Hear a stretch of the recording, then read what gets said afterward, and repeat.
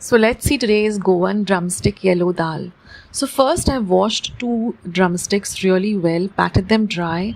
Using a very sharp and a big knife, I'm going to first cut them into half and then I'm going to take off the ends.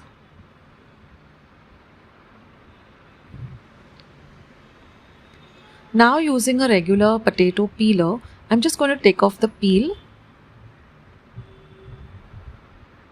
Just the outer darker green peel, and then you're going to cut them into even size smaller pieces, and I'm going to add them to 1 cup of water, and I'm going to bring this water to a boil on a high flame. Once it starts to boil, I'm going to just simmer it or keep it from a low to medium flame for about 5 minutes till the drumsticks are nice and cooked.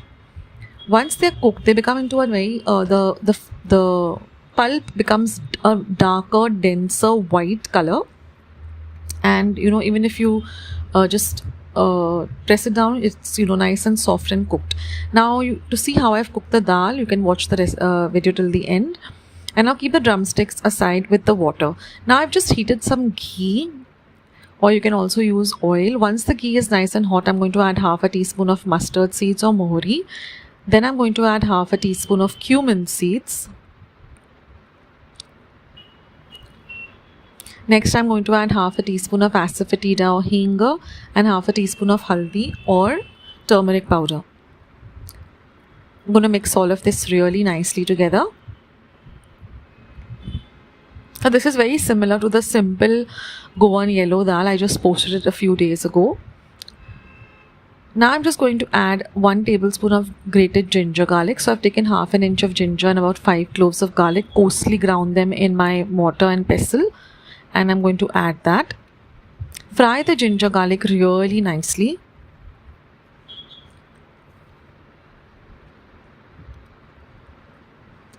Now I'm going to add 2 green chilies that I've slit and cut into half.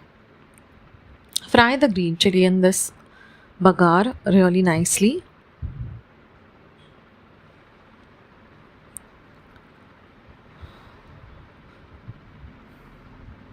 Once that is done, you're just going to add the onion and the tomato. Also, first you add some curry leaves, some 6 to 7 fresh curry leaves. Fry the curry leaves also well. The curry leaves give a very nice flavor to any dal or amti.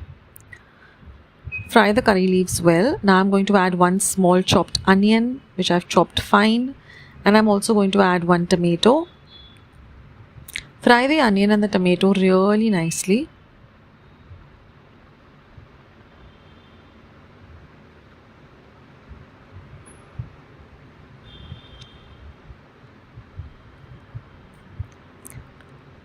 Now I'm just going to cover and cook for 2 minutes because I want to cook the onion and the tomato really well till the tomato softens a bit.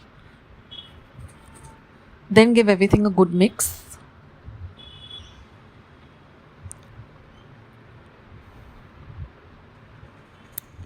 And now I'm going to add 1 cup of cooked Toor dal. You can also use masoor dal. It's very easy to cook this dal. For beginners, you can watch the video till the end. I'll tell you how to cook the dal perfectly. Now mix everything really well together, and I'm going to add just half a cup of water. This is the same water, in which I cooked the dal. I'm just going to put a little water in that and add that. Now I'm going to mix everything really well together and let the dal come to a boil on a low to medium flame. Cook the dal for a little while so that everything comes together. Add some salt to taste, and I like to add a pinch of sugar, about 1/4 of a teaspoon of sugar. Mix everything really well together.